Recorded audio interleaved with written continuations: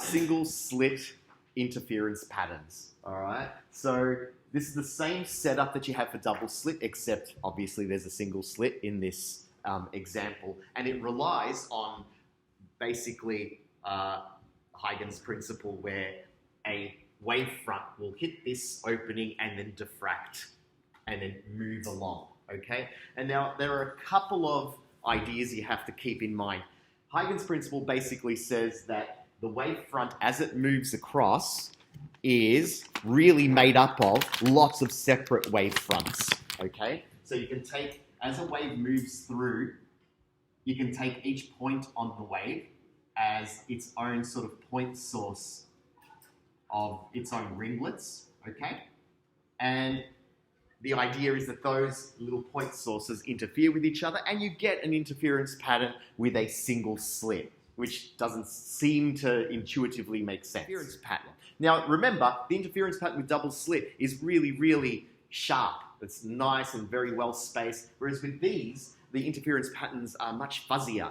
They're not as detailed, okay? There's not a lot of detail in these. They're kind of, like I said, they're fuzzy, all right? Okay, so that's the idea as it goes through. What now you do is once the wave goes through, now you've got to flip to a different idea. Imagine that there is a column of light coming through, okay? Let's imagine it's going straight through to the middle, all right? So there's a column of light moving through the middle. So if you're looking at things like path difference, the path difference is 0 to the middle as always, as expected, all right? So whatever ringlets, whatever you do, however you imagine Huygens principle or what's actually happening here, path difference to the middle is always 0, and then you're always going to get a nice constructive interference, a nice bright band, okay? So then what the idea is to explain an area of minimum like this, right? So this is like a graph of light intensity. In the middle, nice and sharp, nice and bright. Then there's a dip, and then there's the next maximum, and then there'll be another dip, and another maximum, and so on, okay? All right, now, to determine the position of the dark fringes, we need to make some approximations, and that's a lot of this is approximations, which is kind of interesting, all right? Like, I know when we study maths, everything's about precision. Like, you know this equals that, and that times that is that, and there's a graph and everything. But in this, it's like, oh, let's imagine this, and if this is true, then this will be true. And it's really interesting that they go down this path, all right? To determine the position of the dark fringes, we need to make some approximations. If the distance L is much larger than W, in other words, this distance here is really, really far, and W is kind of small, all right? For those values, okay, look at what they say here. Then the line from the edge of the slit to the screen can be considered to be parallel to the line from the center of the slit. So what they're saying is, for this dark fringe here, that this line and this line, you can say are essentially parallel to each other, all right? So the light coming from those two positions is nice and parallel, all right?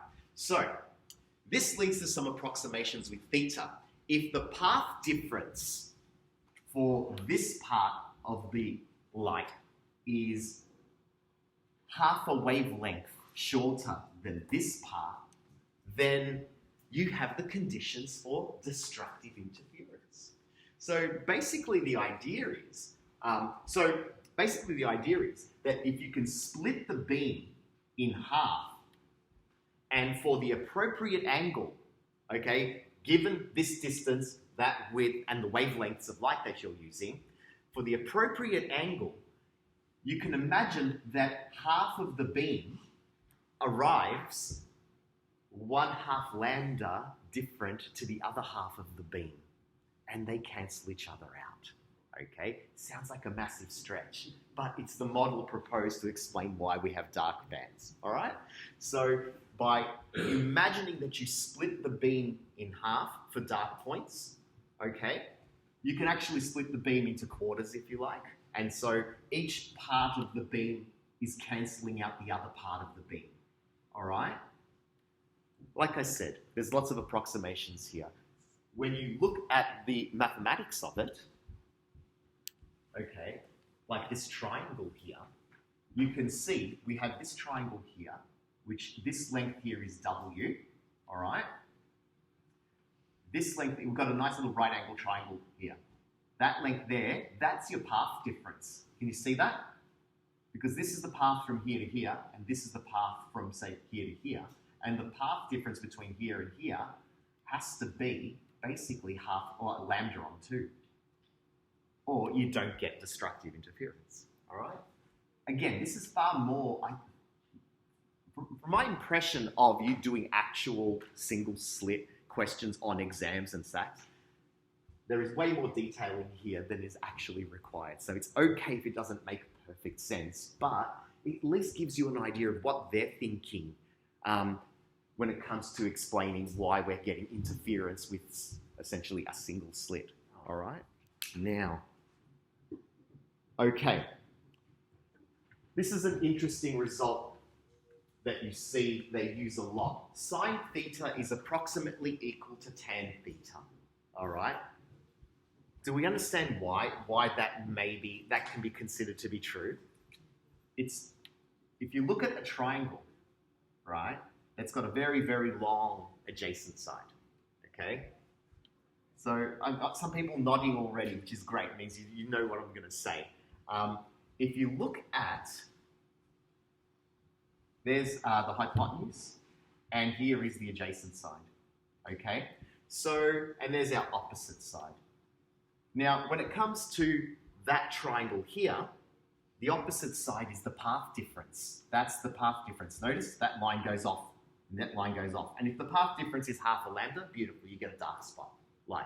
That's very nice. So that there, that length there is the opposite side, or the path difference. It's supposed to be lambda on 2, okay, for destructive interference. Lovely. Now, what they've said here is that if we go, the sine of theta is equal to the opposite over the hypotenuse, okay, and then you've got the tan of theta, which is equal to the adjacent over the hypotenuse. If you look at the actual, so, what am I saying? I have to edit that out. It's opposite over adjacent. And if you look at tan theta, it's the opposite over adjacent. Okay, that's good that we did that because it wasn't making any sense after this bit.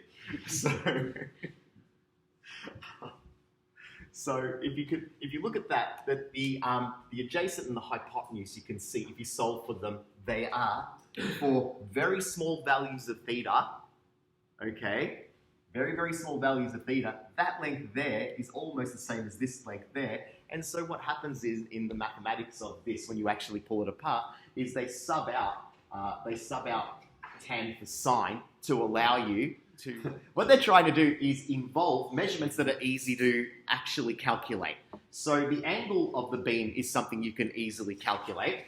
And notice the adjacent side is very, very difficult to measure, whereas the slit width is something you can measure directly. So it makes sense that if you're after path difference and you can measure the angle and the the hypotenuse easily or directly, then you want to use sine theta rather than tan theta because tan theta is just much more difficult to actually calculate using the lengths. I've really started messing that bit up, didn't I? Okay, so it's much more easy to calculate. So for small values of theta, you can make the substitution between sine and theta and say it's okay. All right. I found 5 videos of a guy. No, they're quite long and they go through a lot of detail. And what I did was I watched those videos several times and then I wrote up notes based on the videos to explain exactly the parts of this that you might be asked to sort of use to answer a question on a SAC or an exam, okay? So as you can see, what I've done there is I've drawn the situation and I've labeled it carefully for the production of minimums or of like nodes, dark fringes. So you go through all of this and you find that for the conditions for the first minimum, what you do is you take A and you split it in half, all right, okay? And you know for the conditions for a minima, you need to have a lambda on two different path difference, okay? So that sets up the equation, and then you follow it down. It all makes actually a lot of sense when you run through it. Again, it's kind of beyond what you're expected to know, but what you end up with is these nice results. And I wrote them down for you so that you can use them. You can use them on your help sheets and to try and find a few questions in there. Again, very rarely are you actually asked to do any mathematics on this. Very rarely.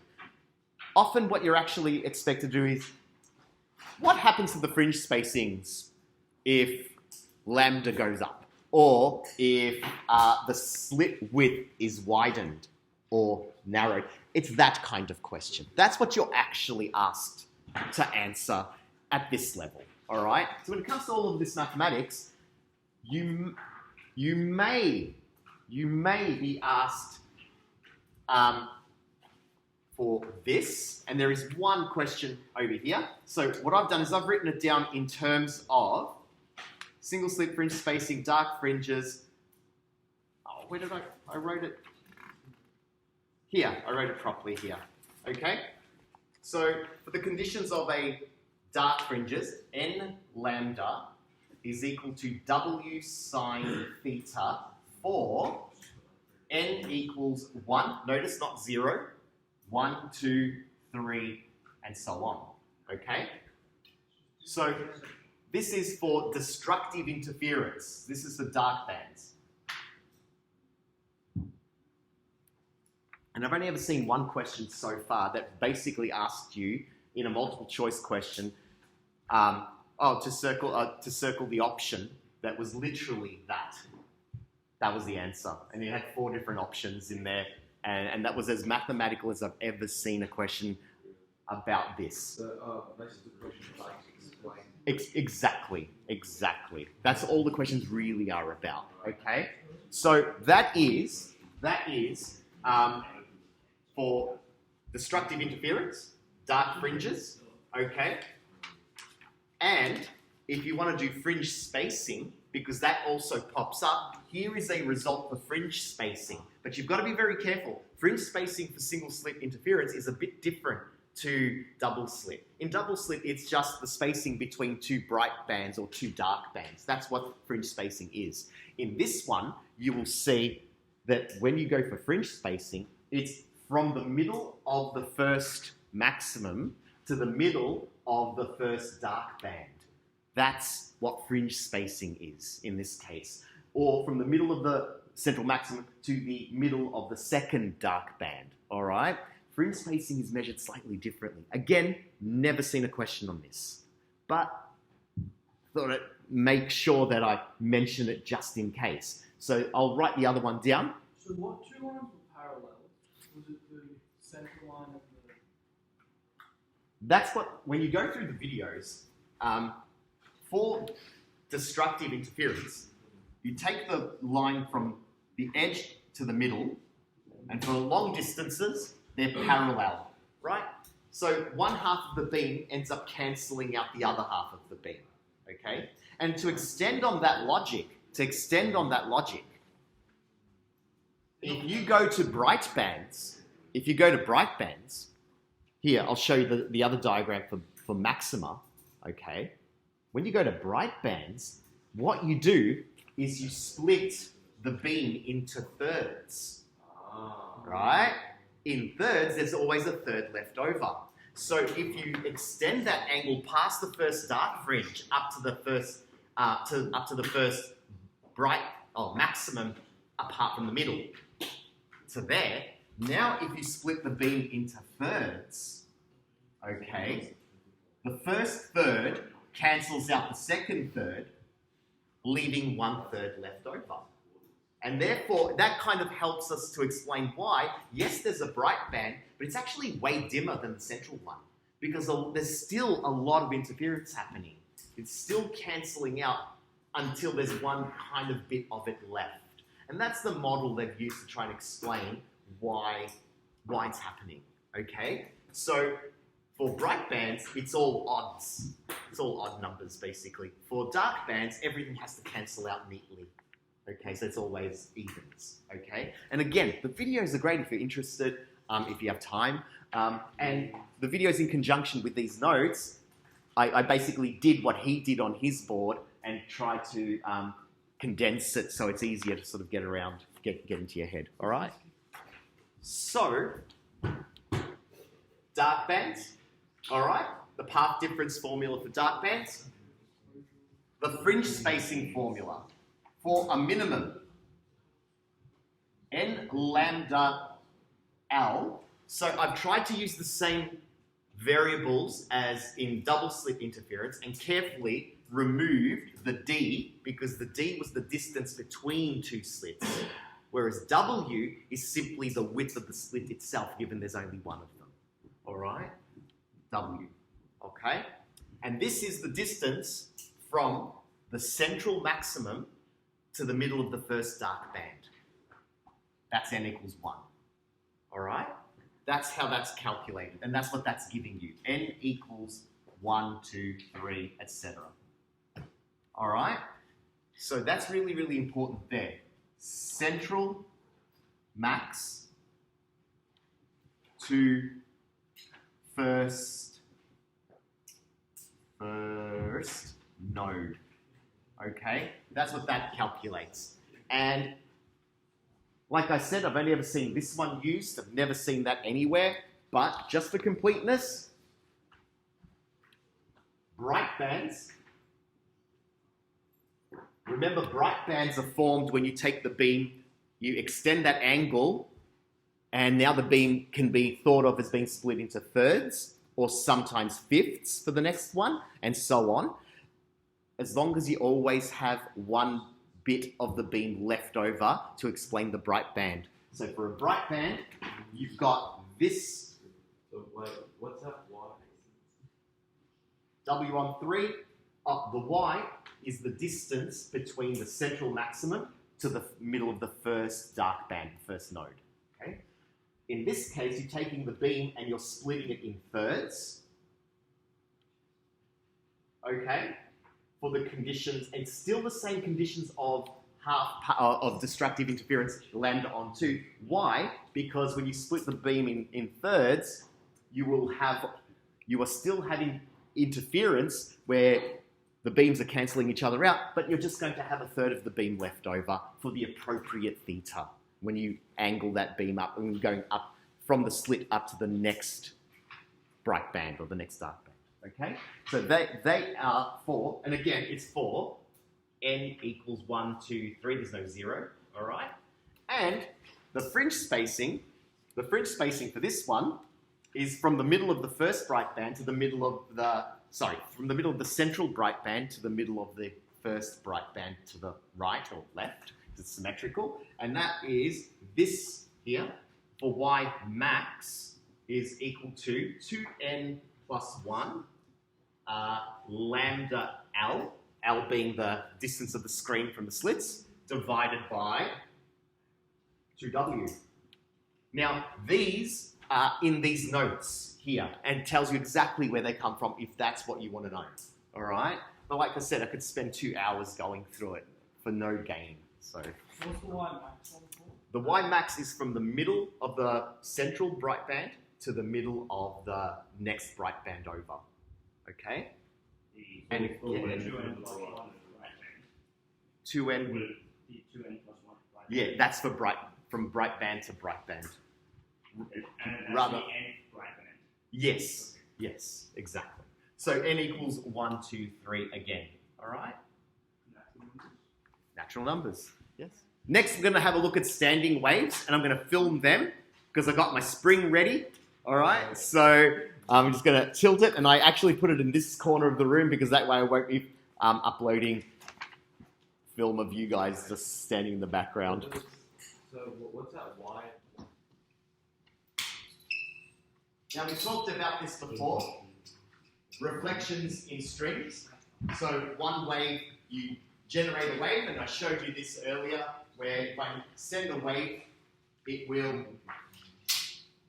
be reflected. Okay? So if you reflect the wave, it can come back and then interfere with another wave that I put in there, right? And if I get the frequency correct for the length of string, I can set up a standing wave. So as I mentioned the other day, there's a point in the middle that technically you can consider isn't moving, and the wave itself just oscillates. All right? It means that even though I'm using traveling waves to do this, I set up a standing wave. Okay? And if I get it right, I'm so bad at this. You can set up like the next frequency. Kind of. But you'll notice, to set up a standing wave, the wavelength has to fit perfectly in the string. You know what I mean? So you can't have like a bit of a wave left over and a standing wave, because when you have a bit of a wave left over, that's when it all goes funky and it looks like a mess. Alright? So there's only one other thing. That is a fixed end. So when the wave reflects, it reflects down. Okay, my wave is up, the wave that comes back is down. Okay, so notice? Now that's fixed end. Now at fixed end, that's what you expect. There is something called loose end, which I find difficult to actually show. If this was on a ring that was wrapped around this pole and it was like fixed, so it was able to move. So when the wave comes in, it's able to move up and not actually get that fixed end where it pushes it back down again. Then the reflection comes back, well, there is no reflection. It just comes back the way it went in. So if the wave comes in on the top at a loose end, it comes back on the top. And another version of that, the next time you see a wave pool, a wave on the water, when it hits the wall at the end of the pool, you watch it come back the same. It is considered a loose end. All right, so loose end interference or reflection. Okay, so when it bounces back. But in this case, for a lot of this stuff, it's all just about fixed end standing waves. All right. Are there any questions on that? No? Okay. So we use that because we can set up these frequencies. We can set up these fundamental harmonics. In a standing wave, and I know I mentioned this the other day, but I just want to make sure it's on like the video, right? That dot there, if you imagine this is a single string, and it's me basically oscillating it and creating a standing wave. So it's basically doing, it's like doing that, you know, wah, wah, like that. Right. That's what it's doing, okay? It's the one string that's doing it. It's not multiple strings or anything, just so you imagine it correctly, okay? So a dot on the string, you can see travels the most. This dot here on this frequency or this wavelength travels the greatest vertical distance. Yeah? It goes up and down from here to here. That's the greatest distance. This dot only ever travels that distance from there to there, okay? So this is a standing wave and how it's different to a traveling wave. Remember? In a standing wave, this dot here on a string isn't moving at all, okay? So they all move different amounts if they're stuck on a standing wave, all right? In a traveling wave, for example, the difference with the traveling wave, remember, is that if you're on the front of the wave or the back of the wave, are you moving up? Are you moving down? If it's a single wave that's going through, you will eventually go to the maximum height and you'll come down to the minimum height. Every point on the string has a turn to go there, unless it's being interfered with and set up as a standing wave. Then you're not. If you're in a node, you're not moving. All right? Okay, so that I just wanted that to be nice and clear because I have seen in the past students going, oh, wait a minute, Does the wave go up? Does it go down? Are you moving this way or that? It's like, no. Keep them separate. They're separate systems. They're separate ideas. All right? Even though standing waves are created by traveling waves that are interfering with each other. All right? Now we go down. Let's just have a very quick read of this bit. When a wave reaches a free end or yielding boundary, it will reflect with crest as crest and troughs as troughs, which is what I just said over there. Strings in musical instruments are always fixed at both ends. Okay, so now we get to talk about musical instruments. The wavelength of the standing waves correspond to the natural harmonics. Lambda n, the natural harmonic, 2L over n. Okay, this stuff actually makes more sense when you see... Okay, so these are sound waves in tubes. Okay, now these are open tubes. And did anybody not get the cutout that I made for you?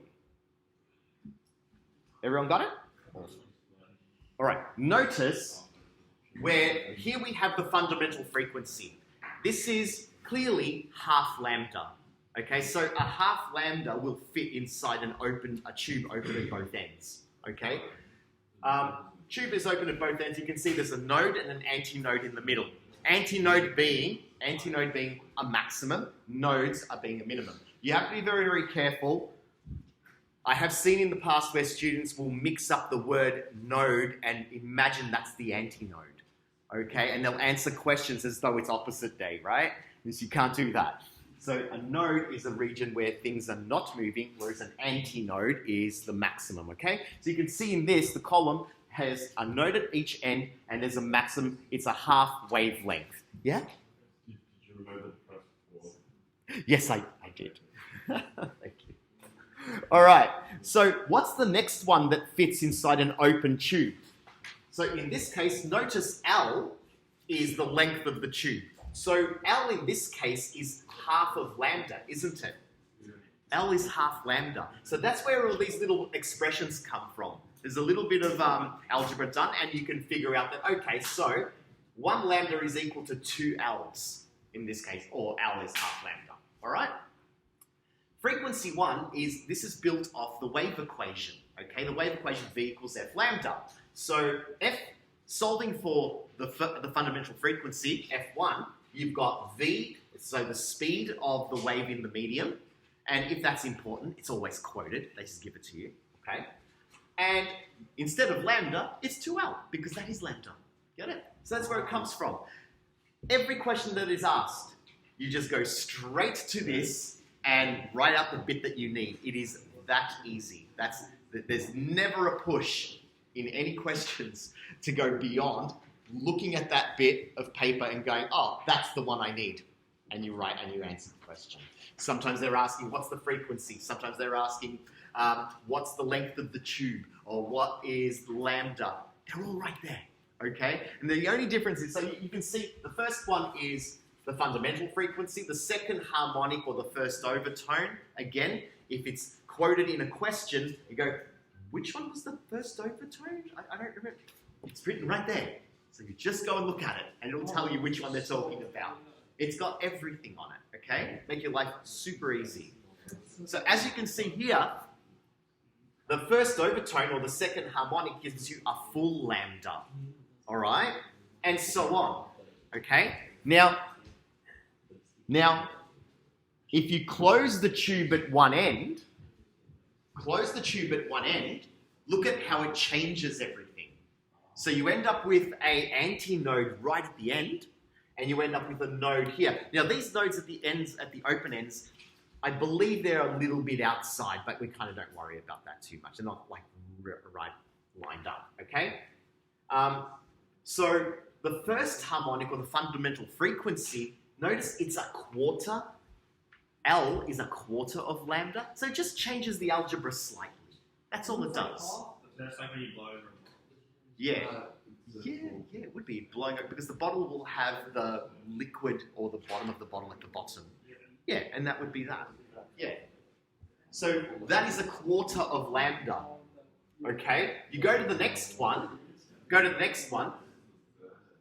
Yeah, all right, 4L on 3. So it's what is it? 3/4 of lambda.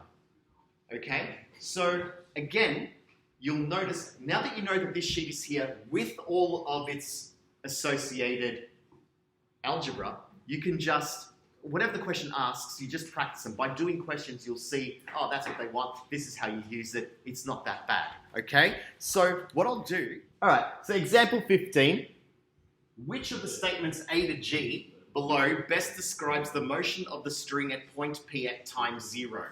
So this is a traveling wave moving to the right, is set up on a long string. The wave has a wavelength of 20 centimeters, an amplitude of 5 centimeters. The first figure shows a section of the string at a particular time t0, and the second shows the section 1 second later. So this is a wave. It says traveling wave. Does it say standing wave? No. So then it's not standing wave rules. It's traveling wave. Okay, it's like you're in the beach and the wave's just going past you. So it says point P. What's point P about to do? Well, which way's the wave going? Again, in the question. To the right. It's on the back of the wave. So, because the wave is moving, it's a traveling wave moving that way. So it's on its way down. Okay, P's on its way down. Okay. Yeah, the point. No, wait, no. Which statement best describes the motion of the string at point P? So at that point, what's that bit of string doing? It's on its way down. Okay? Sweet. Easy to do that. Okay? Then we go to example 22, which is now one of the frequency ones. Where are you? There you. Whoa, 22. Here it is. Resonance. Okay? A student holds a vibrating 256 hertz tuning fork above a measuring cylinder full of water. She then gradually lowers the water height, creating an air column as shown. She observes that the sound produced becomes quite loud for the first time when the length of the air column is 32 centimeters. Now, it's gotten loud. That means she's hit a fundamental frequency. That's why it's loud, because they're reinforced. Those sounds are reinforcing each other, not interfering with each other and drowning themselves out. So that's a hint in the text of what's going on, all right? And they said for the first time, okay? For the first time is telling you that's the fundamental, that's the first overtone, okay? That's what they're saying. So what is a possible frequency? At 256 hertz, what is the possible frequency for the second tuning fork? Well, it's closed at one end. It's closed at one end because it's a liquid in a tube, right? And she's hit the first fundamental, first overtone. The first overtone for a closed end was, what was the frequency she had? It was 256, right? So where's the next one? 3 times the first one. So in example 22, you know that if the first resonant frequency is 256 hertz, looking at your help sheet, it says that the next loud spot has to be 3 times the first frequency, which is 768. And that's where, that's A, okay? Because it's the very next one. It has to be on whatever that length was. So we go to the next one. Example 23. It says, and this is another example where they just test your knowledge of definitions of words. Like, they're always looking for something to put in those exams, right? So a wine glass is shown below, tuning fork. When a vibrating tuning fork is held a short distance from the open end, the glass sound is heard coming from the wine glass. It's really loud. Is this diffraction, dispersion, refraction, or resonance? Yeah, it's resonance. These are resonant frequencies. They're the ones that are loud, okay? So, diffraction. Now, whenever I do a question like this, I always take the opportunity to ask myself, I say to myself, do I actually know the other ones, what they are? Like, because they could have asked anything. They could have asked me about refraction or about dispersion, okay? So, yes, I get the answer right, it's resonant, but diffraction, waves bending through an opening, diffraction, dispersion, light splitting into its colours. Refraction, my legs in the pool looking like they're like wonky, okay? So I just go through and make sure in my brain, I've got those things fixed and I know what they are so that when I read them in the next question, they're asking about that one or the other one, I'm ready. Example, a 1 meter long pipe open at both ends resonates with a tuning fork of frequency 680 hertz. Given that the speed of sound in the air is 340 meters per second, which harmonic does this resonance represent? So which one? This is probably the hardest thing that they can ask you, okay? And it's not actually that hard, all right? So what we do is we have a look at our help sheet. I won't flip it on the board. I'll just assume whoever's watching this has the help sheet. It's open at both ends, so I go to my both ends section. It gives me some information. It tells me that the length of the pipe is 1 meter long, okay? It tells me also that the frequency I'm using doesn't tell me which one it is. It just tells me one of them. It tells me that the frequency is 680 hertz, okay? And then it also tells me that the velocity of the wave through the air is 340 meters per second. So what I've got to do now, and that's asking me, well, which harmonic is that?